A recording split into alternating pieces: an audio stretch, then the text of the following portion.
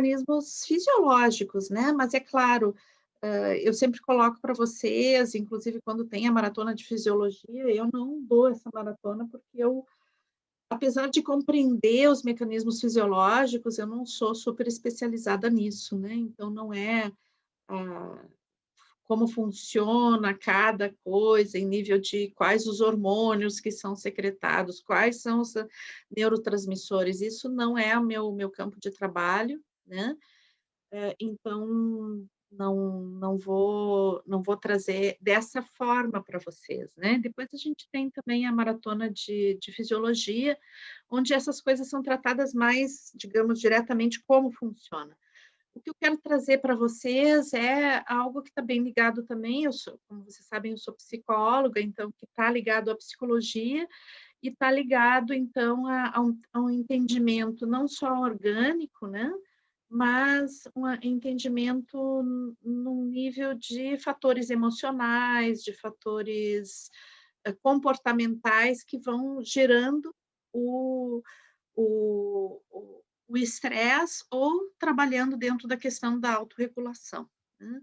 Então eu espero trazer para vocês uma visão um pouco diferente, né, mas que seja bastante útil, assim, para a vida de vocês, antes de tudo, mas também para a própria trabalho com biodança, né, conseguir compreender essas questões. Como sempre, eu gosto de trabalhar com imagens, né, é uma característica do meu trabalho, então eu vou trabalhar com imagens agora, e daí a minha ideia é fazer uma explanação, eu vou expor para vocês 2 filmezinhos, tá, vão ser 2 filmes, depois a gente vai começar vai conti a eu vou explanar, vou passar os 2 filmes, os 2 são 2 vídeos pequenos, explicando os mecanismos do estresse, e depois a gente vai continuar a conversa a partir daí, tá. Então vou começar com a apresentação, vou compartilhar com vocês uma tela. Então, olha que bonitinho, já começamos na tela da sexualidade. Estamos bem. Deixa eu ver aqui. Aqui agora tá. Vamos por começo. E e daí, como sempre, eu vou como a gente está gravando, né, pessoal, eu não tô deixando a imagem de vocês aqui para ficar bem limpa as imagens para depois, divulgar o vídeo e tudo, mas daí eu vou pedir que vocês, se precisarem comunicar comigo, que não seja pelo chat, tá? Vocês abrem o áudio e falam se precisam alguma coisa urgente, né? Porque eu não gosto de olhar o chat enquanto eu estou trabalhando, tá? Enquanto eu estou falando. Depois, quando for as perguntas, daí também a gente pode utilizar o chat para se comunicar comigo, tá bom? Então, a ideia hoje à tarde é eu falar de dos aspectos orgânicos e existenciais da linha da vitalidade, né, e os mecanismos do estresse. Então, eu acho que uma das coisas, assim, bem importantes dentro da linha da vitalidade é o conceito de autorregulação. Hum. Então, quando a gente fala, né, de vitalidade, a gente, hã, muitas vezes vai pensar que vitalidade é o Madalena falou um pouquinho sobre isso agora de manhã, né. "Ah, é conseguir correr um monte, conseguir, nossa, fazer um monte de coisa", a gente sempre liga muito a vitalidade à questão do esporte, do rendimento, da capacidade produtiva. Então é como se a vitalidade fosse essa capacidade de a gente se colocar no mundo, né, e abrir espaços no mundo e se concretizar no mundo e colocar em movimento os nossos projetos. E sim, a vitalidade, um aspecto da vitalidade é esse, mas tem um outro aspecto da vitalidade que é a capacidade de descansar, de relaxar, de se perceber, né, de não entrar numa super ansiedade de rendimento, essa capacidade de renovação orgânica, né, então e que essa capacidade de renovação orgânica, ela não acontece na atividade, ela acontece no repouso. Então, a linha da vitalidade, né, que é uma linha de vivência, então, o que que significa isso? Hã? Significa que a gente acessa a vitalidade, que está ligada à nossa saúde, está ligada à nossa autorregulação, né, orgânica, a gente acessa a vitalidade via o que a gente vive. Então, a linha da vitalidade, talvez ela seja a mais evidente, né, de todas as 5 linhas de vivência propostas por Rolando Toro, ela é a mais evidente de que existe um componente direto, orgânico que se relaciona o que a gente vive com as respostas do nosso organismo, né. Então, a vitalidade ela acontece realmente, como todas as linhas de vivência, mas evidentemente naquilo que a gente vive e a reação que o nosso organismo tem ao que a gente vive, né. Então, isso quer dizer que para a gente ter saúde, né, é necessário a gente aprender algo, e não é um aprendizado racional, porque o que que a gente tem na nossa cultura, muitas vezes a gente tem 1000 manuais e 1000 programas de como ser saudável, né. E eu tive a sorte, né, de poder conviver com o Rolando e ouvir ele mesmo falando, né, da teoria de biodança, as palavras vindas diretamente dele, né. E eu me lembro muito isso, né, ele dizia que, o que a gente tem que aprender é ouvir o nosso organismo, porque nenhum livro, nenhuma receita pronta pode substituir as informações que o nosso organismo tem a respeito de quando a gente tem sede, quando a gente tem fome, quando a gente tem a necessidade de dormir, de descansar, quando a gente tem necessidade de se aproximar de alguém, quando a gente tem necessidade de caminhar, né. Então todas essas coisas que estão muito ligadas a muitas coisas que o Augusto falou de manhã, que são os instintos, né.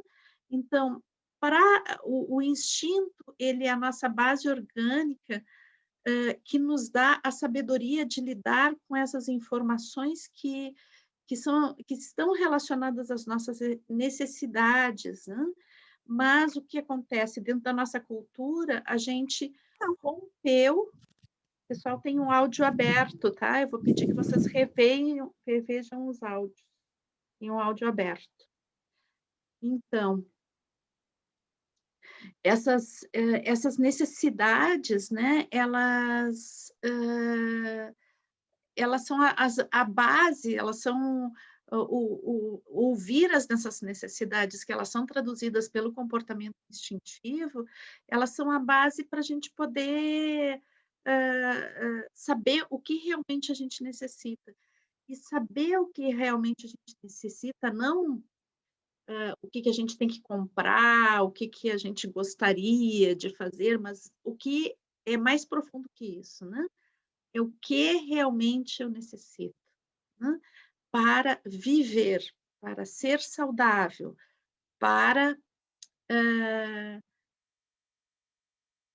viver nesse momento agora, né.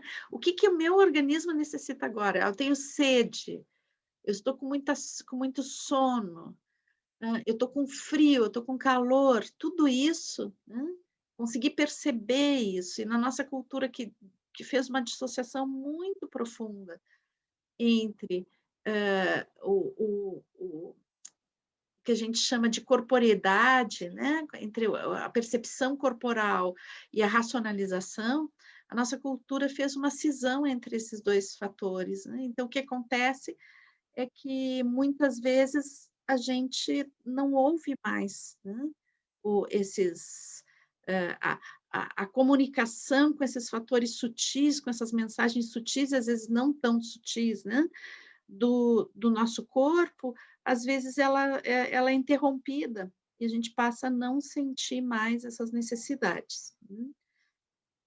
E daí fica muito difícil se autorregular. Então, eu acho que outra palavra, né, que a gente tem que resgatar para ligar a linha da vitalidade é o bem viver. Então, hoje, né, eu vou falar um pouquinho agora sobre o bem viver também, mas a gente vai aprofundar isso no nosso encontro mais tarde, né, no trabalho que a gente vai fazer em grupo. E depois, amanhã, a gente tem uma palestra, eu e o Augusto Madalena, inteira sobre isso, né? Porque eu acho que o bem viver ele está muito, muito, muito ligado à questão da vitalidade. Então, uma das coisas que é importante a gente perceber em termos de autorregulação, hum, então a gente pode pensar assim, de uma forma simplista: a autorregulação é dormir quando a gente tem sono, é comer quando a gente tem fome. Ok, é isso, né, é isso sim. Mas não isso é uma visão, simplificada, um pouco superficial disso, né. O que a gente tem que perceber é que o nosso organismo, ele não é um organismo isolado, né, ele não é sozinho, ele não está dissociado do ambiente. Então, tudo que a gente vive, né, em nível de, ambiente interno, também é o que a gente, experimenta em nível de relação com o mundo. Então, o ambiente externo, ele está em ressonância com o ambiente interno. Hum. Então, é o que a gente vive em relação ao mundo que vai provocar uma série de sinapses, uma série de reações fisiológicas que vão dar respostas orgânicas depois. E essas respostas orgânicas vão ser como alterações do batimento cardíaco, vão ser alteração no ritmo respiratório, na pressão arterial, na capacidade de digerir os alimentos, na nossa capacidade de repousar. E isso vai interferindo aos poucos, vai tendo uma interferência também no nível de capacidade de raciocínio, capacidade de interação com as outras pessoas. Hã, então, existe uma complexidade da relação desse organismo, que somos cada um de nós, com esse organismo maior, né, que é o mundo. Então, muitas vezes, e talvez esse seja um grande erro da medicina mais mecanicista, ou mesmo da psicologia mecanicista, né, é ver o indivíduo como um ser isolado, hum, onde tudo que acontece de mal-estar nele, todas as doenças que acontecem com mal-estar, é dele e não tem relação com o mundo. Então, isso é especialmente claro quando a gente pensa em, doenças psiquiátricas. Geralmente, a doença psiquiátrica, quando ela é tratada como, uma dentro de uma forma mais mecanicista de ver, né, ela vai ser tratada como um mal-estar daquele indivíduo, né, e que não tem relação com o meio, a família onde ele vive, ou a cidade onde ele vive, ou os fatores daquele país onde ele vive, né, então é como se ele enlouquecesse sozinho e não tivesse nada a ver com o mundo isso, né. E quando a gente vê que, em especial, a doença, o que a gente chama de doença mental, ele tem muito a ver com o reflexo, a ponta de um iceberg social. Mas a gente pode ver isso em todas as doenças, né? Todas as doenças, elas têm, são a ponta de um iceberg de totalidade. É como se essas pessoas que manifestam os sintomas da doença, eles fossem a ponta de algo muito mais profundo que acontece em nível, de humanidade, mas também em nível planetário, né. Então, eu acredito que a nossa relação com a vitalidade, ela está diretamente relacionada com a relação de vitalidade da totalidade, né, da totalidade das relações que a gente constitui, da totalidade dessas relações que fazem outras relações, ao ponto de a gente poder ver que a vitalidade, ela está ligada à vitalidade de Gaia, né, à vitalidade do planeta. Então, eu gostaria de que a gente pudesse fazer uma reflexão, né, no sentido de mais sistêmico desta linha de vivência, né. Ela está relacionada a tudo, ela está relacionada à potência vital da vida, de expressão da vida, né, e não é algo isolado e muito menos algo superficial. Então, frente ao meio, nós como organismos, cada pessoa, cada ser vivo, né, cada ser orgânico, ele busca uma adaptação às mudanças do meio, às pressões do meio, né. O ser humano é um ser especialmente suscetível, né, a essas questões adaptativas, porque o ser humano é um ser com grande capacidade adaptativa, né, dado ao seu sistema nervoso muito complexo, né, e a sua capacidade de fabricar instrumentos e a própria constituição da estrutura psíquica do ser humano, a gente vai ver que nós somos uma espécie muito adaptativa. Então, tem até uma frasezinha, né, do Luiz Fernando Veríssimo, que ele dizia assim a que se o mundo acabasse hoje, amanhã o ser humano já estava adaptado, né. Então isso é uma piadinha que ele coloca, mas que eu acho que é muito verdadeira, né, que é justamente, essa nossa super capacidade de adaptação, né, onde nós vamos nos submetemos submetendo a meios, às vezes, muito difíceis de viver, né, a realidades muito difíceis de viver, e vamos nos adaptando. E, uma das coisas também que a gente vê na biodança, dentro da teoria de biodança, né, de Rolando Toro, é que, o Rolando dizia assim que existe o ambiente, né, o ambiente, os que a gente chama de ecofatores, né, o principal ecofator humano, o principal ambiente humano é o outro ser humano. Então, o que que acontece dentro da forma como a gente se organiza socialmente, né, em estruturas, assim, cada vez mais afastadas das nossas origens, né, da forma originária como a nossa espécie se organizava lá no Paleolítico, né? Os primeiros sapiens, né? Que eram caçadores-coletores. A gente se afastou, a partir da agricultura, a gente se afastou muito, muito, infinitamente do modo de vida original da nossa espécie, que é o nomadismo, a coleta e a caça. Tá? Nós somos biologicamente preparados para isso, mas não vivemos mais isso, porque somos super adaptáveis, né? Então, nós nos fixamos, mudamos a alimentação, mudamos a forma de viver e mudamos as relações sociais, porque os grupos lá dos caçadores-coletores eram grupos de 35 pessoas que se deslocavam pelo território, né? Agora nós somos grupos de milhões de pessoas vivendo no mesmo território, a ponto de gerar anonimato, né? E a ponto de as pessoas estarem sozinhas, mesmo dentro de uma multidão, se sentirem absolutamente sozinhas e abandonadas e não apoiadas, e submetidas e submetidas, né.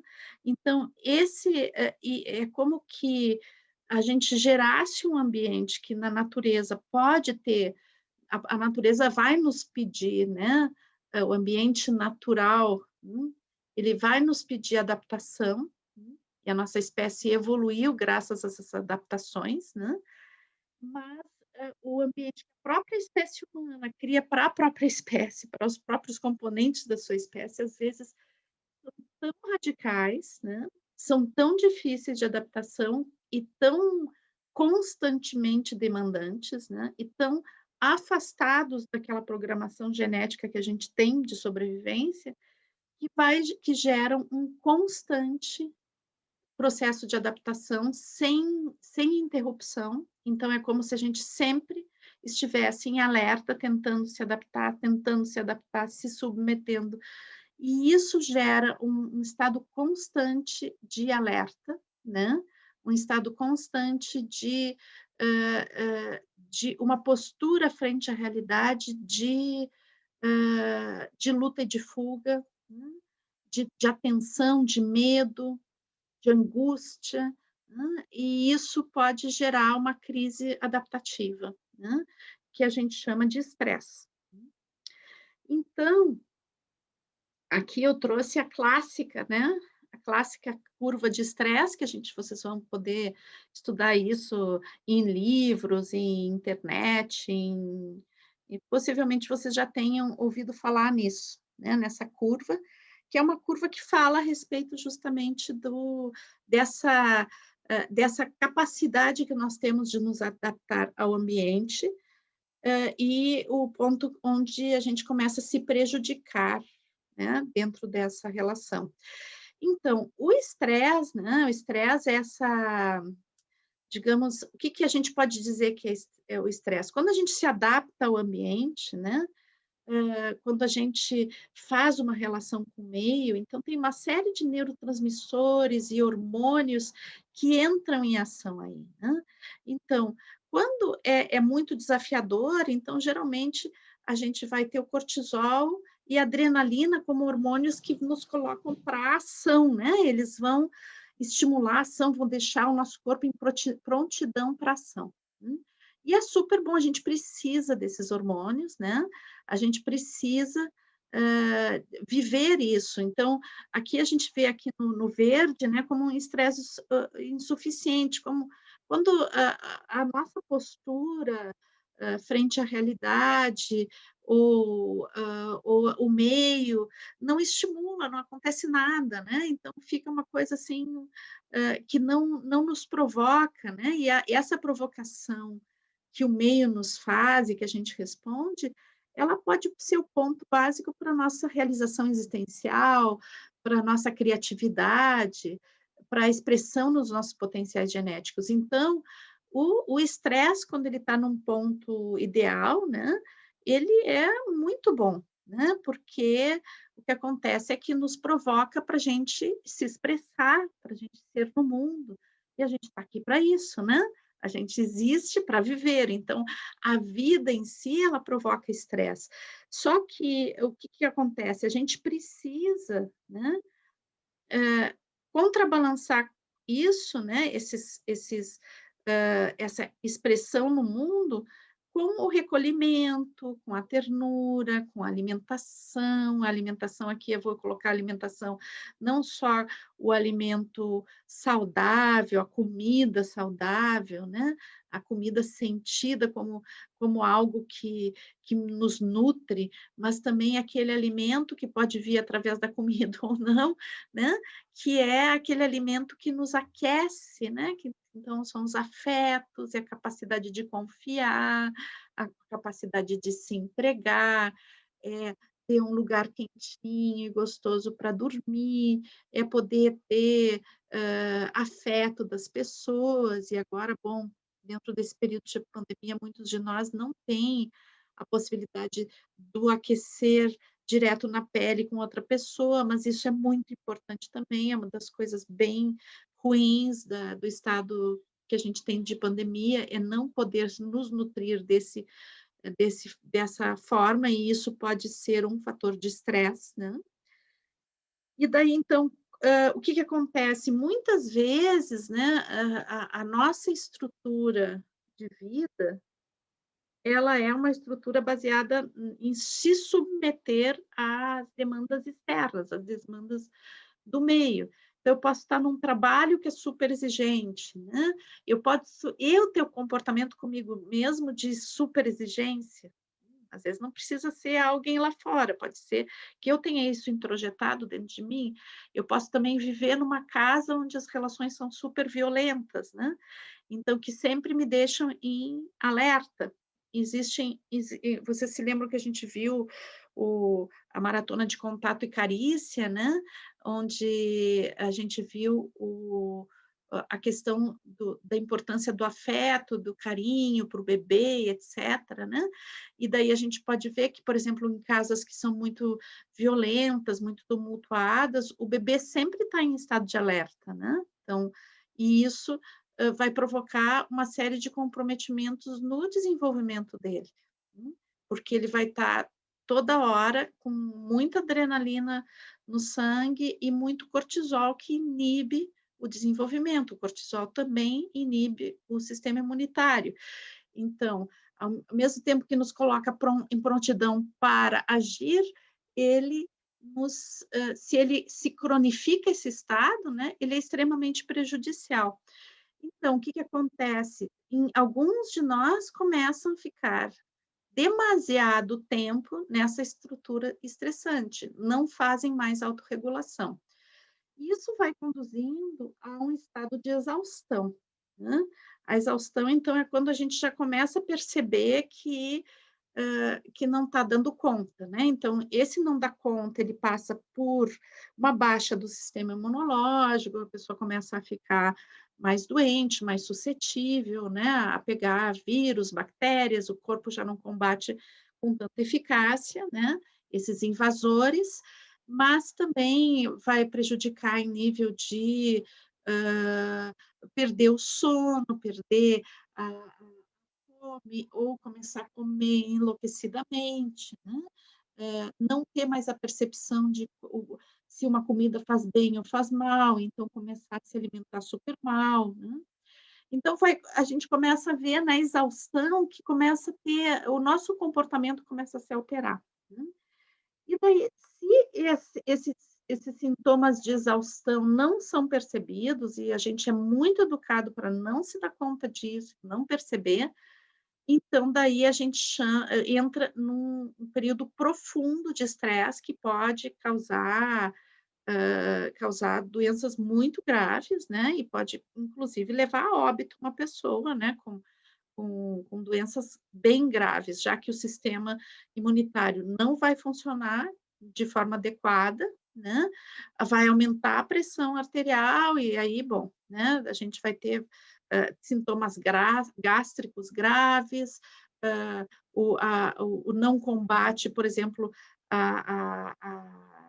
as células, o sistema imunitário já não consegue reconhecer as células cancerígenas, etc. Então, aí a gente pode ter consequências muito, muito graves. E dentro do ambiente de trabalho, né, tem uma síndrome que se chama burnout, que é muito utilizado esse termo dentro do ambiente de trabalho, né, para de quando a pessoa entra em tilt, não aguenta mais, não tem condição, né, e isso acaba afastando ela mesmo do próprio trabalho. Então, às vezes também o burnout, ele vai se manifestar sobre a forma de, muitos, sintomas comportamentais também, e estados de ânimo, e sintomas psiquiátricos também, né. Uma tristeza profunda, uma falta de ação, uma falta de conexão com o sentido da existência, e pode gerar, realmente um mal-estar muito profundo. Bom, pessoal, agora eu vou, para a gente aprofundar sobre esse tema do estresse, então eu quero trazer 2 videozinhos, né. Eu vou sair aqui um pouquinho da apresentação, para a gente poder entrar nos vídeos, né. Eu não sei se, por enquanto, tem alguém que quer colocar alguma coisa breve, alguma pergunta ou continuamos? Tudo certo? Então vamos lá. Então eu vou compartilhar com vocês, então, 2 vídeos, tá, 2 videozinhos.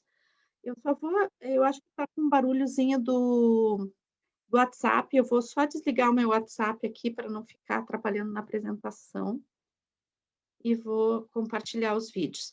Sempre que eu compartilho um vídeo, pessoal, eu pode ser são vídeos do YouTube, né, então pode ser que entre algum comercial no meio, tá? Daí eu vou tentar pular o mais breve possível o comercial, mas às vezes é inevitável, tem que esperar um pouquinho até que ele dê, né, deixe que eu entre. Então, vou pedir uma ajuda para vocês também. Eu tirei o meu WhatsApp, eu não estou em comunicação com o grupo externo lá do WhatsApp, tá? Qualquer colega que tenha algum problema, esteja se comunicando, me falem, tá? Porque eu não tenho mais como ver. Senão ficava barulhinho do, do WhatsApp o tempo todo aqui no computador. Deixa eu compartilhar o som e vamos lá para o primeiro.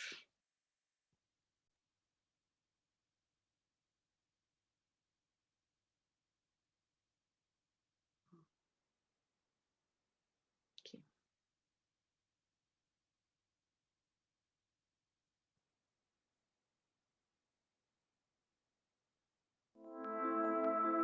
Humanos, assim como todas as espécies, têm mecanismos de autopreservação para nos ajudar a sobreviver. A nossa reação de luta, fuga ou congelamento é feita para preparar o nosso corpo para lutar contra um inimigo, fugir de uma avalanche ou congelar nossos corpos para nos esconder de um predador, por exemplo. Mas o nosso cérebro às vezes confunde situações seguras com situações de perigo e pode soar alarmes falsos. Assim, quando a amígdala, que é o cão de guarda do nosso corpo, começa a latir em sinal de perigo, nosso corpo entra em modo de sobrevivência antes que a nossa mente racional possa reagir e deixa o nosso cérebro tentando entender por que nós estamos nos sentindo em perigo mortal. Quando o alarme da resposta de luta, fuga ou congelamento é acionado, nós começamos a respirar mais rapidamente, causando hiperventilação, e o nosso coração acelera. Esses sintomas podem causar fortes dores no peito e muitos interpretam isso como sintomas de ataque do coração, quando na verdade é apenas o resultado da resposta de estresse que pode ser aliviado com simples exercícios de respiração. E como uma forma de te preparar para a ação, o sangue é direcionado para os maiores grupos musculares do corpo. A quantidade de fluxo sanguíneo enviado para o nosso sistema digestivo diminui, levando a um relaxamento da bexiga e criando a vontade de urinar. A boca fica seca e aparece sensação de náusea e incômodo no estômago. O sangue também deixa as extremidades do corpo e nós acabamos ficando com as mãos frias e as palmas suadas. As mãos e pernas começam a tremer, enquanto a tensão começa a se acumular em músculos como as coxas e no pescoço e ombros. Na nossa mente, esse alarme nos traz à memória coisas negativas para que possamos estar preparados para identificar ameaças, coisas perigosas e desconfortáveis. Nós também perdemos a capacidade de visão periférica e as nossas pupilas se dilatam para que possamos focar em coisas ameaçadoras e, como consequência, nós perdemos a capacidade de compreender expressões faciais.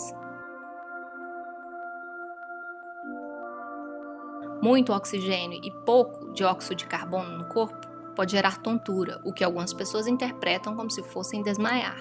Mas desmaiar nessa condição é algo difícil de acontecer. Desmaios geralmente acontecem com a queda da pressão arterial, mas a reação de estresse provoca o contrário, a elevação da pressão arterial e do batimento cardíaco. Por isso é quase impossível o desmaio. Com o tempo, a depressão, a ansiedade e os altos níveis de estresse prejudicam o cérebro e dificultam a identificação de alarmes de perigo falso, causando com que esses alarmes aconteçam com cada vez mais frequência. Conhecer os sinais de um alarme falso pode ajudar a identificá-los e reduzir seus efeitos. Visite Mentalidade Crescente. Ok, pessoal, vamos para o segundo vídeo.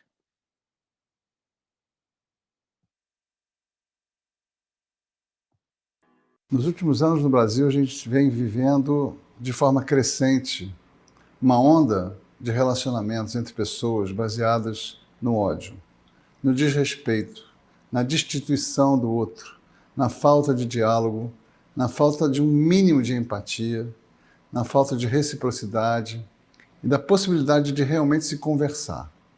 Isso tem sido muito agravado pela questão da internet, pela polarização da nossa sociedade. Então, as trocas entre pessoas, muitas vezes pessoas próximas, se tornaram trocas de ódio. Eu queria que a gente entendesse o efeito disso nas crianças. Existe um efeito muito concreto que é estudado pela neurociência, né? Que é o efeito do estresse tóxico. O estresse que é produzido pela violência, ele é um estresse que pode lesar o desenvolvimento da criança. Mas vamos entender os mecanismos do estresse. O estresse pode ter várias gradações.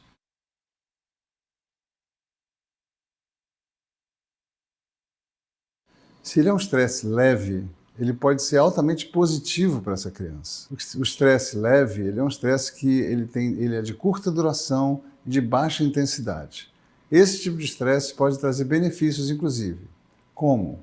Ele pode gerar mecanismos hormonais e geração de sinapses que podem ser, em última instância, benéficas para o desenvolvimento da criança e para a aquisição de certas habilidades. Então, várias situações do dia a dia podem levar a um tipo de estresse que é benéfico. Então, por exemplo, o nascimento de um irmão, uma gripe, uma vacina, as frustrações do dia a dia, de não conseguir obter o que você quer. Essas pequenas situações que geram estresse leve vão fazer com que a criança, inclusive, adquira certas habilidades, como a capacidade de lidar com frustrações, a capacidade de adiar a gratificação e a realização do desejo, a capacidade de se recuperar de uma lesão ou de uma doença, né, psicologicamente, se perceber como alguém que tem resiliência e tudo mais. Então, esse é um estresse positivo.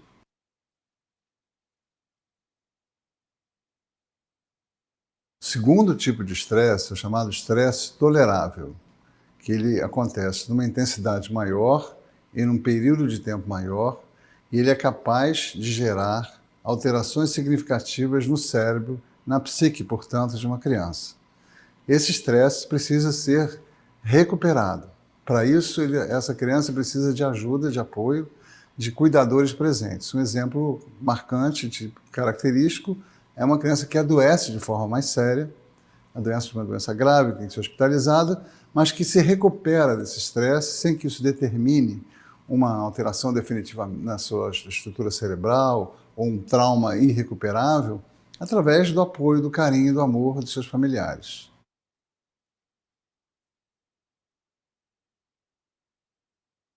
Quando esse estresse ele é intenso o suficiente e prolongado o suficiente para superar a capacidade da criança de lidar com ele, de superar a capacidade biológica dela, de se curar, de se regenerar desse estresse, esses estímulos vão provocar alterações na sua arquitetura cerebral, alterações na sua psique muito profundas, que podem determinar marcas definitivas no seu desenvolvimento como pessoa e ter consequências graves para a sua formação como um adulto saudável também, além de gerar muito sofrimento no dia a dia da criança.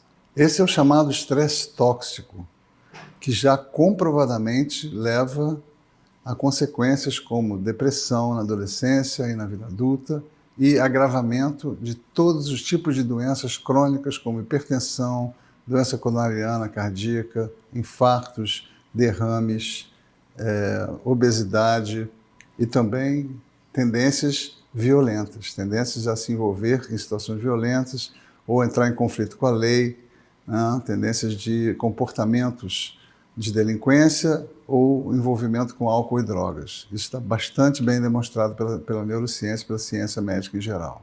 Entre esses fatores de estresse tóxico estão, por exemplo, o racismo, a fome, a miséria, a negligência, o abandono por parte da família e casamentos e famílias que vivem envolvidas em relações baseadas no ódio, na acusação e na agressão. E ele pode também estar relacionado com testemunhar, com presenciar de forma constante o ódio nas relações sociais que essa criança acompanha no seu dia a dia. O bullying, que é uma forma de ódio muito comum na infância, ele é muito bem estudado e a gente sabe que a longo prazo ele determina alterações profundas e adoecimento tanto na vítima do bullying quanto no agressor. Quer dizer, ambos os lados de uma relação de ódio sofrem as consequências profundas, graves e prolongadas para o resto da vida. Em relação à criança, a gente tem que tomar mais cuidado ainda.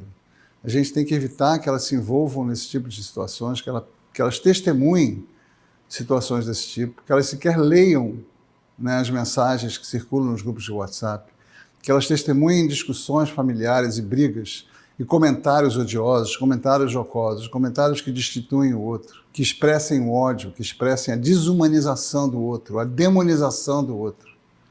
Muito cuidado com o que a gente está expondo ao que a gente está expondo às nossas crianças. A melhor forma de fazer isso é estabelecer relações humanizadas, relações de respeito, relações de amor, de afeto, é sair com os amigos, estar junto, conversar, ir para uma mesa de jantar, evitar as discussões ásperas e ofensivas, tentar ouvir o outro com respeito, tentar ouvir o outro com cuidado, responder de forma cuidadosa também, tentar debater, e apesar da polarização que corre hoje em dia no nosso país, a gente ter um consenso de que nós somos todos humanos, todos temos medo, todos temos opiniões, mas que em última instância a gente só vai sobreviver como sociedade através do amor, do afeto, do respeito mútuo, da empatia, da capacidade de ouvir, da capacidade de trabalhar juntos por uma sociedade melhor. Vem fazer parte da comunidade do Criar e Crescer. Clica aqui no link de inscrição e você vai receber as nossas atualizações e poder...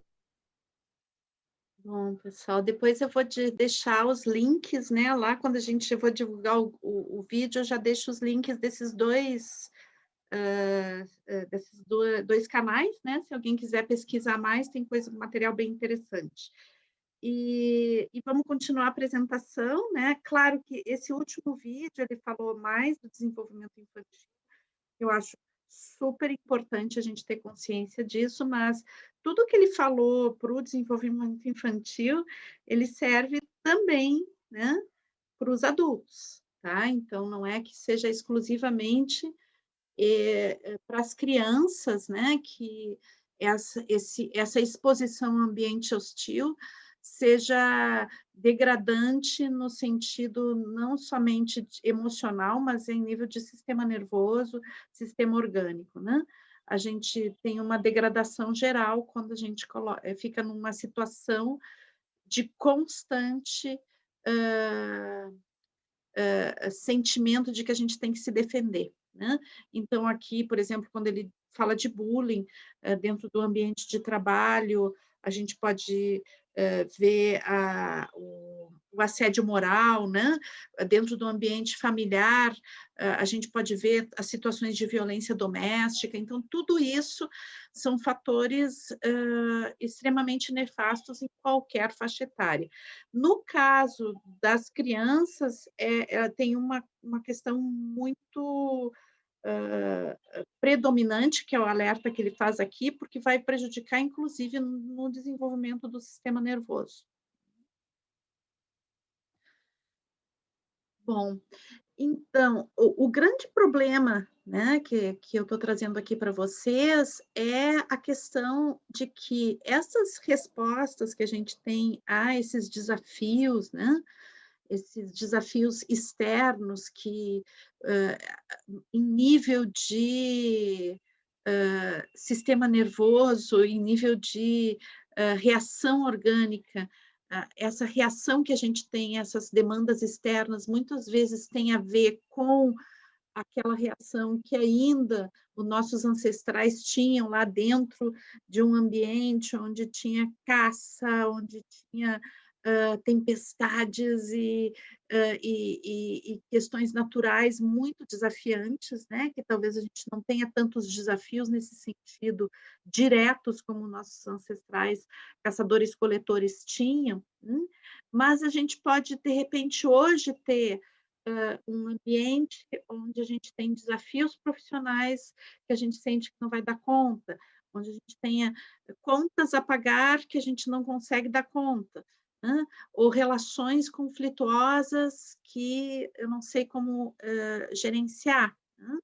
Então, essas situações provocam uma reação orgânica muito semelhante, né, àquela que o caçador-coletor tinha quando tinha uma fera, um animal ameaçando a comunidade, onde tinha uma tempestade imensa e não tinha para onde fugir, né.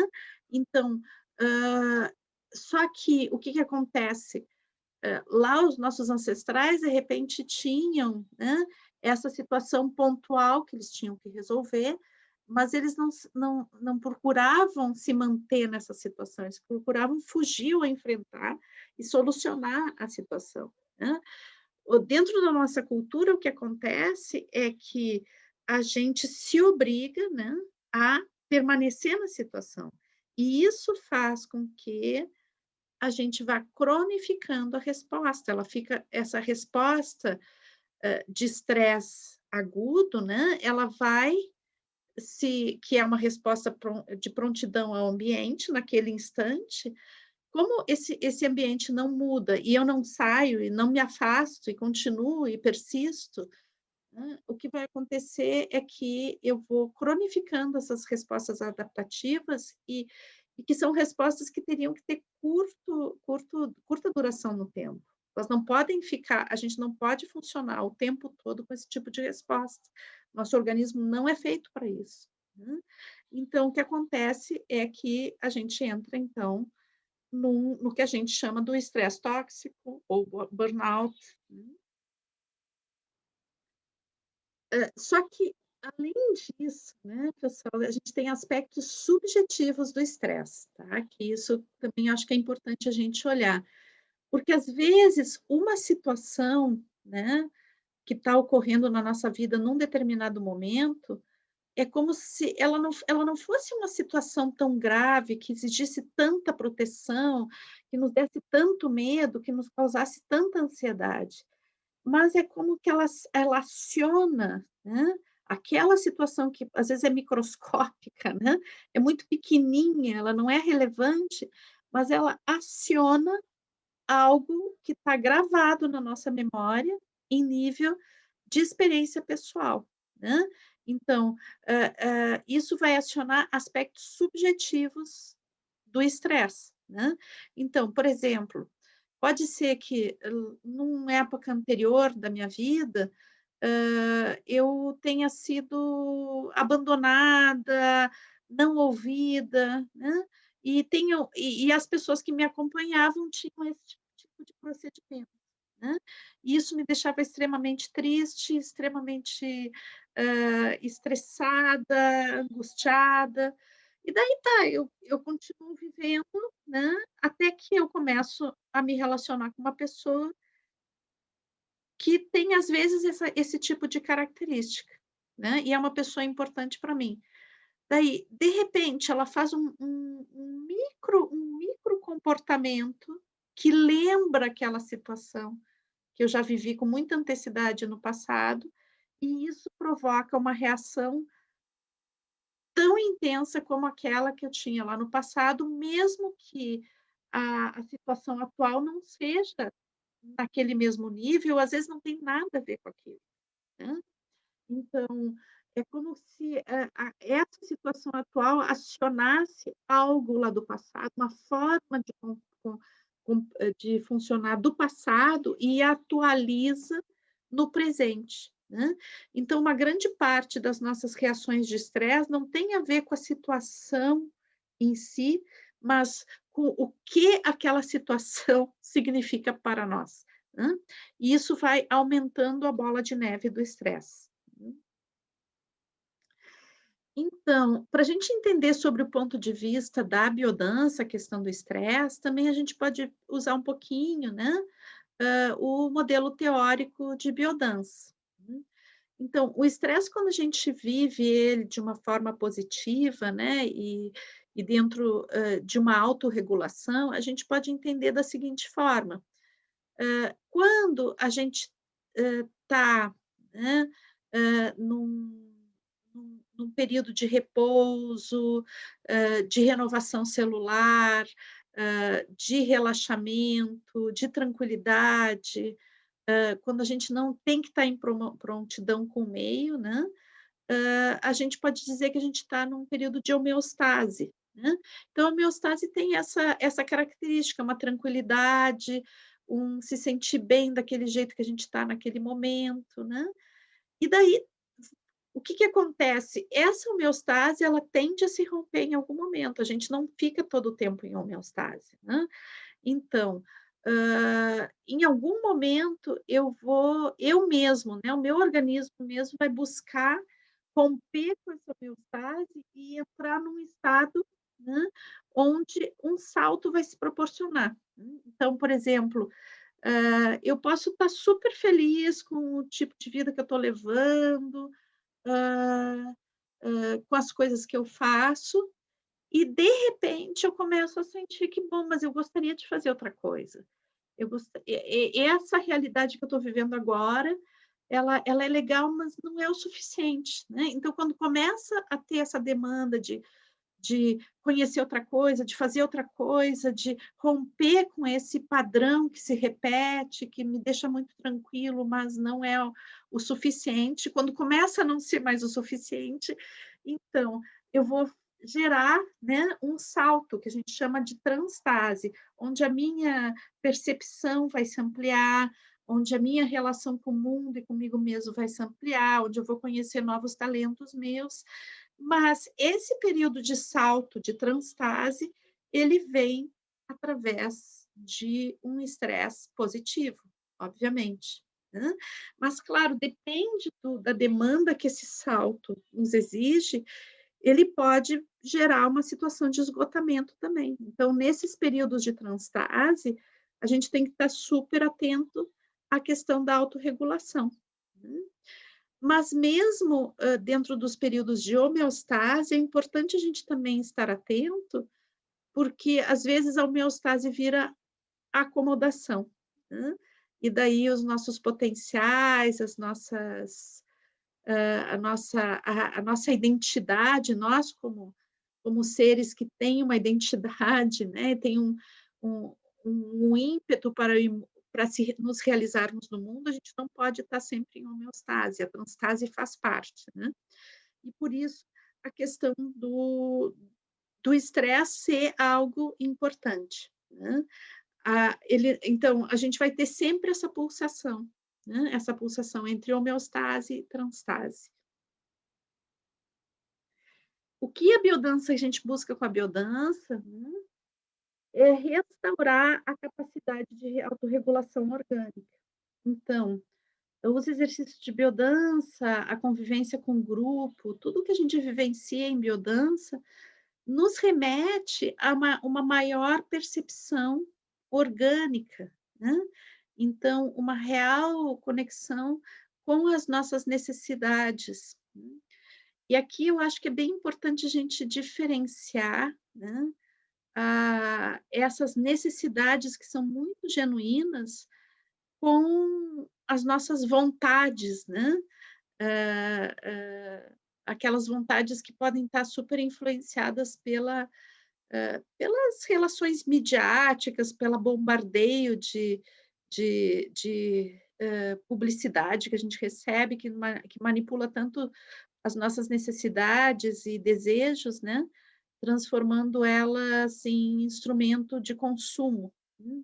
Então, o que a biodança propõe não é ir uma camada abaixo disso, né, onde eu realmente, vou buscar o que realmente eu necessito, o que realmente é fundamental para mim. Então, e que isso que é fundamental para mim, no mundo, pode ter várias formas de se expressar, né. Então a gente não pode confundir a necessidade com a preferência, né. Então, hã, o que a biodança busca é que a gente possa realmente tomar contato com qual a necessidade, qual a forma de realizar, de sanar essa necessidade. Daí tem sempre muitas formas, né. Vai ter alguma que eu prefiro, mas nem sempre é acessível essa forma como eu prefiro, né. Então, também dá maior fluidez para que a gente consiga, ver mais de uma solução e não fique fechado, né, nas nossas preferências, né, que às vezes nos afastam de realmente a gente poder, nos autorregulares regular, né.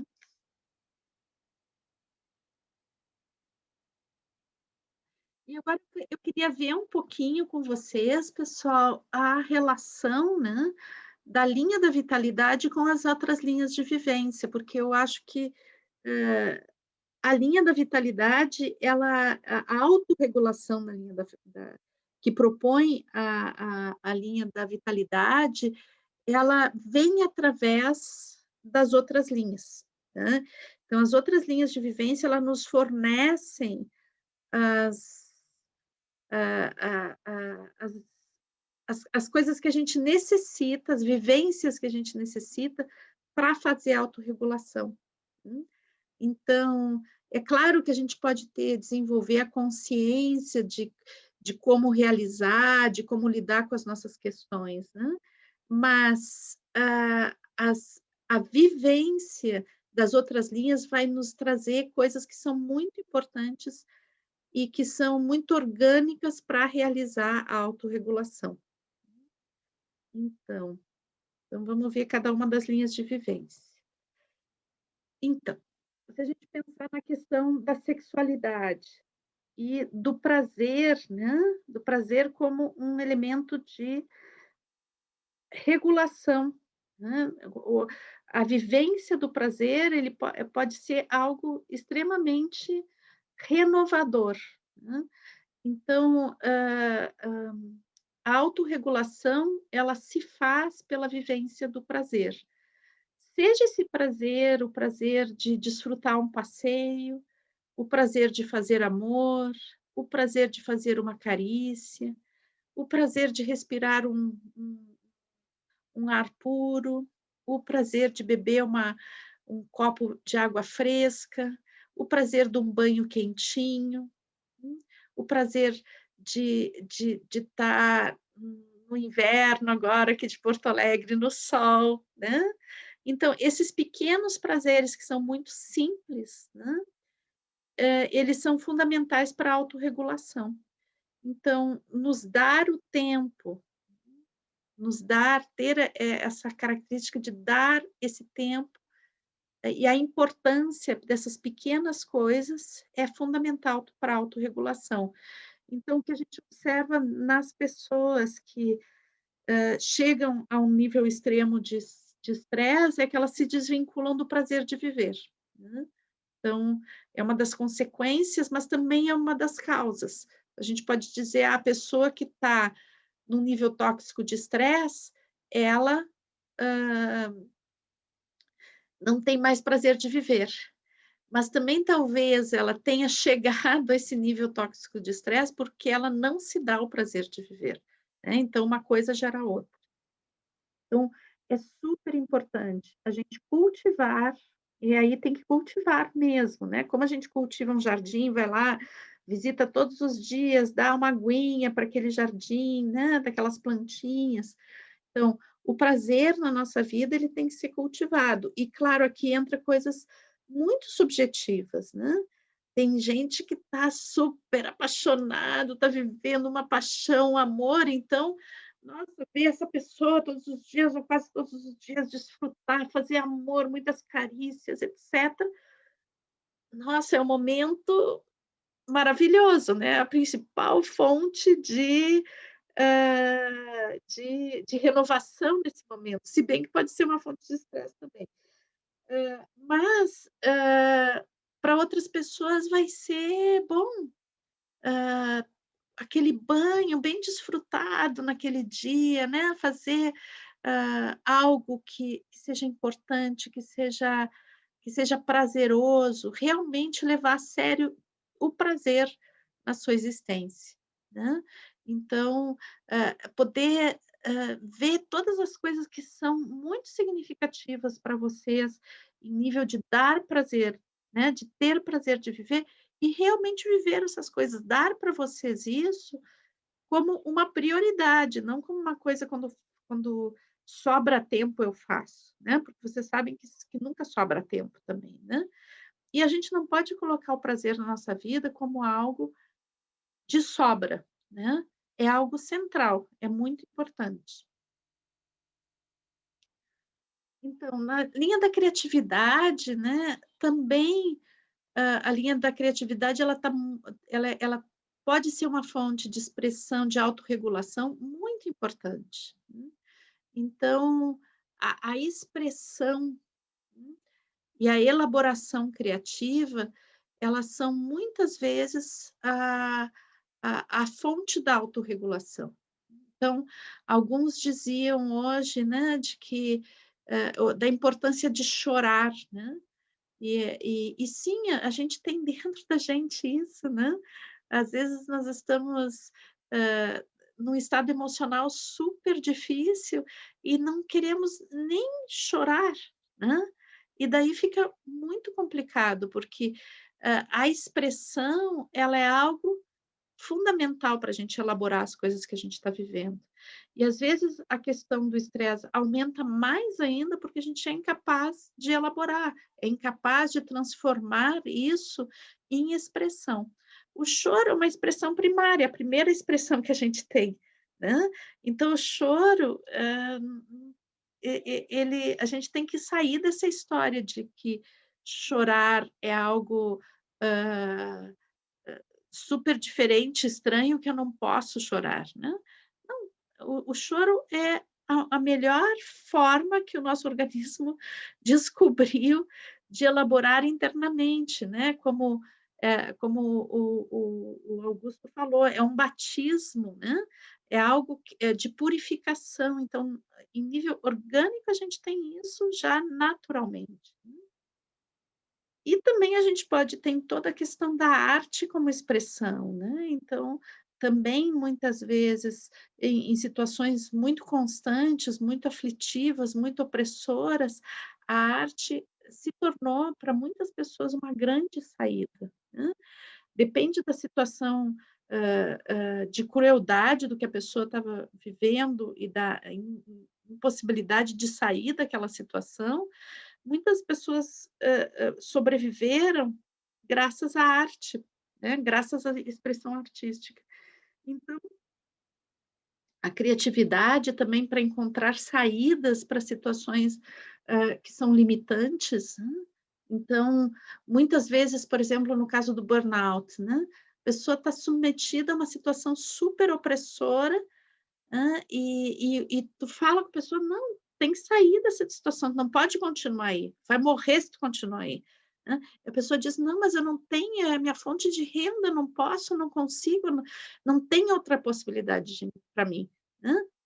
E sempre tem outra possibilidade, né, pessoal, só que para isso a gente tem que estar conectado com o nosso potencial criativo.